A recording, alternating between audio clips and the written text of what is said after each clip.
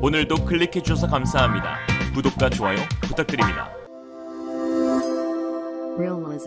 폴란드와 40조 원의 대규모 방산 계약을 체결한 한국이 중동 아프리카 시장에서도 유일한 대안으로 주목받고 있습니다. UAE, 이집트, 사우디아라비아, 그리고 모로코도 한국의 방산 무기에 지대한 관심을 표출하고 있는데요. 그 가운데 세계 최고 명품 전차로 불리는 한국산 K2 흑표전차에 대한 잠재 수요가 매우 높은 상황입니다. K2 흑표전차가 중동 아프리카 지역에서 큰 관심을 받는 이유는 사막 지형에서도 운용이 가능한 K2의 뛰어난 적응력 때문입니다. 안 그래도 한국의 혹독한 날씨 변화를 겪어야 하는 K2 흑표전차는 중동 아프리카 수출량에서 한 번 더 현지화된 성능 개량이 이루어지는데요. 섭씨 50도에 육박하는 사막의 살인더위 속에서 운용이 가능하도록 파워팩과 에어컨 시스템을 최대 플러스 55도까지 대응토록 개량하였습니다. 또한 중동 내전 등에서 그 위력이 입증된 무시무시한 게릴라 무기인 IED, 즉 급조 폭발 장치에 대응할 수 있도록 STA-NAG 레벨 4급의 방어 능력을 구축하였는데요. 거기에 전차 바퀴를 둘러싸는 궤도에 특수고무 재질을 적용하여 고온 속 사막 지형에서도 문제없이 주행할 수 있도록 개량되었습니다.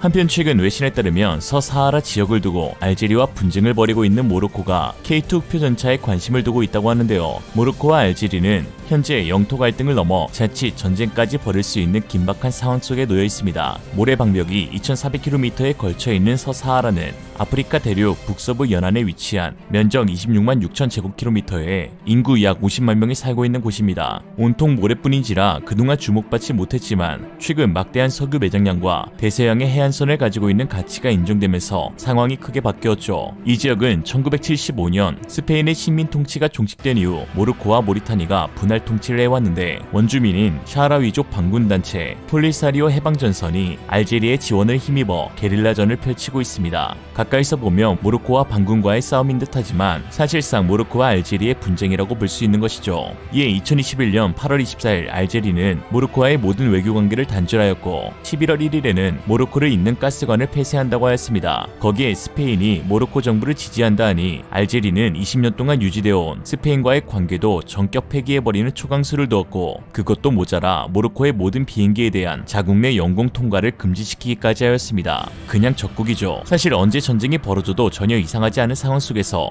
모로코는 알제리에 대항하기 위한 군사력 증진이 불가피한 상황입니다. 특히 신형전차 도입이 시급한데요. 알제리의 전차 보유 수량은 2405대로 세계 11위의 전차 강국입니다. 세대별로 1세대 T55 400대, 2세대 T62 300대, 3세대 T72 540대, 3세대 T90SA 180대의 전력을 갖췄는데요. 물론 모로코 역시 1276대의 전차를 보유한 세계 19위의 수준급 전력을 지녔지만 알제리에 비해 질적 양적으로 크게 밀리고 있는 상황입니다. 특히 노후화된 구형 전차의 수량이 많아 최신형 전차 도입 사업을 급히 추진하고 있는데요. 현재 모로코 전차 수량은 M48 패튼 1세대 전차 185대, M60 패튼 2세대 전차 427대, T72B 2세대 전차 148대로 전체 전차 수량 절반 이상이 40년이 넘은 구형 전차이고 최신형이라 해봤자 3세대 M1A1 전차 200대, VT1A 150대가 전부입니다. 그런데 여기서 주목해야 할 것은 바로 최근 10년 사이 도입한 VT1A 전차 150대입니다. 예,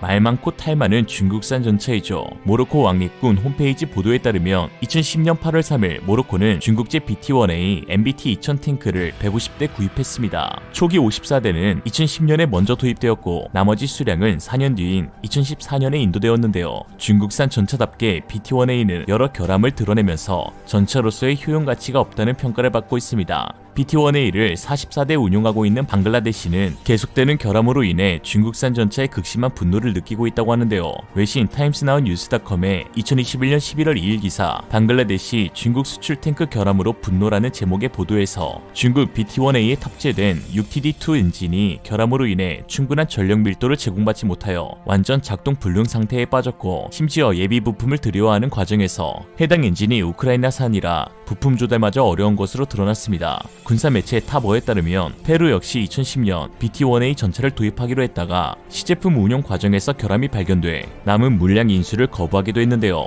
당시 페루는 지상군 현대와의 일환으로 140대의 전차를 구입하기로 결정했지만 페루군 참모총장은 현지 TV 채널 샤넬N과의 인터뷰에서 중국산 전차 5대에 심각한 결함이 발생해 구매를 거부하기로 했다고 전했습니다. 또한 대만 매체 더 타이완 타임스의 군사 전문가 퍼니 수아보르 박사가 기고한 실패 앙코르, 중국이 페루에 표준 이하 탱크를 판매하려는 시도가 또 실패하다라는 제목의 칼럼에서 중국, 특히 국영방산업체인 중국 북공업 그룹 유황공사 그리고 노린코가 지난 10년 동안 여러 국가에서 불량 장비로 인해 거부당했음에도 불구하고 어떤 교훈도 깨닫지 못했다고 지적하였는데요.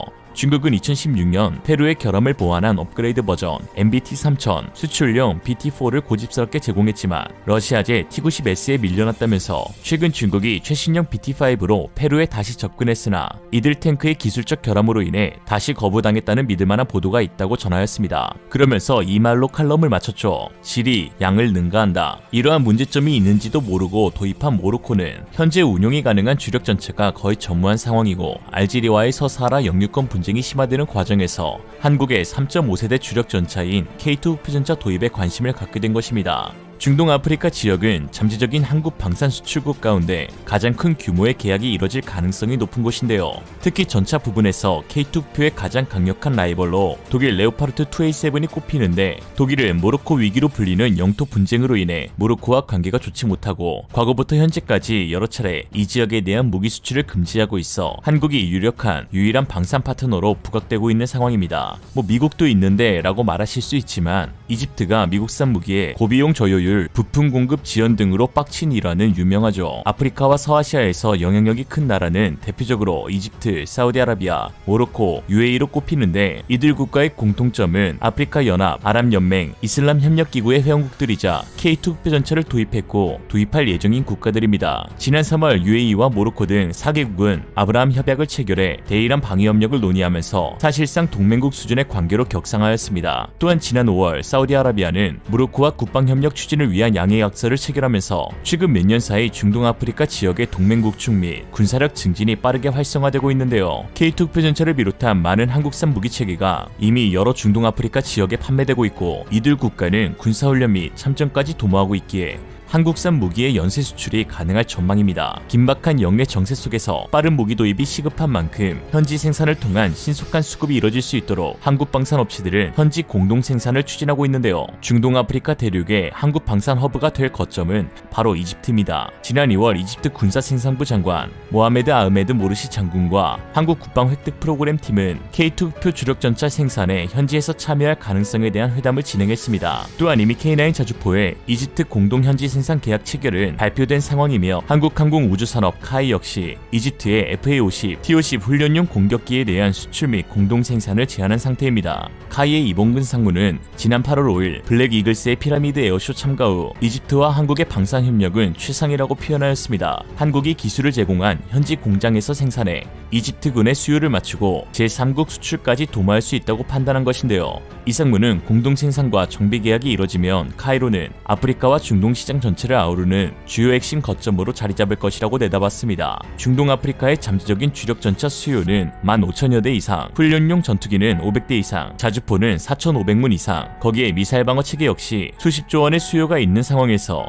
한국은 이들 국가에게 최선의 최적의 파트너가 될 여지가 충분합니다. 스톡홀름 국제평화연구소가 발표한 2021년까지 5년간 세계 무기 수출국 순위를 보면 1위 미국, 2위 러시아, 3위 프랑스, 4위 중국, 5위 독일, 6위 이탈리아, 7위 영국, 8위 한국 순인데 한국은 2022년 1월에서 7월까지 성사된 수출 계약만 약 26조 원으로 방산 부문 누적 수출액이 올해 70조 원대를 돌파해 내년 통계에서 세계 5위권의 진입이 확실시되는 상황입니다. 한국이 유럽과 러시아의 방산 수출 물량을 대거 흡수한다면 5년 안에 세계 무기 수출 20% 달성은 충분히 가능하며 러시아를 제치고 세계 2위가 되는 것도 불가능하지만은 않죠. 한국은 육군, 해군, 공군, 해병대가 사용하는 모든 무기체계를 독자적으로 생산할 뿐만 아니라 6.25 당시 사용하던 구형 무기체계부터 최신 이지스함, 잠수함, 스텔스 전투기까지 생산하고 있는 세계 최정상급 무기 강국으로 또한 정확한 납기 준수 및 기술 이전, 구형 무기체계 무상양도, 기존 체계의 성능 개량 등 타 국가와 차원이 다른 서비스를 제공하고 있어 하면서 세계 방산 시장의 거상으로 떠오르고 있습니다. 지난 70년간 쌓아온 자주국방의 노력이 지금 결실을 맺어 나타나는 것이죠. 이런 상황 가운데 지난 8월 26일 한국은 유엔 무기거래 조약 제9차 당사국 회의에서 만장일치로 의장국으로 선출되었습니다. 한국이 무기거래 조약 당사국 회의 의장국을 맡은 것은 이번이 처음인데요. 이 조약은 학살 인도에 반하는 범죄 혹은 전쟁 범죄에 쓰이거나 부추길 수 있는 나라에 재래식 무기의 불법 유통을 막는 것을 주된 내용으로, 이 조약의 당사국 회의는 회원국의 조약 이행 평가를 비롯해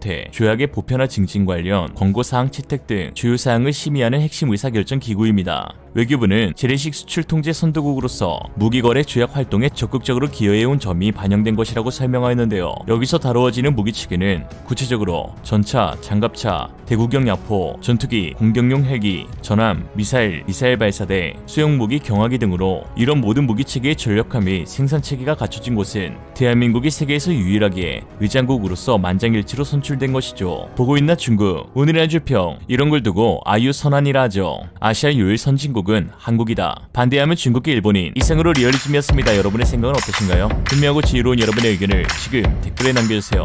감사합니다.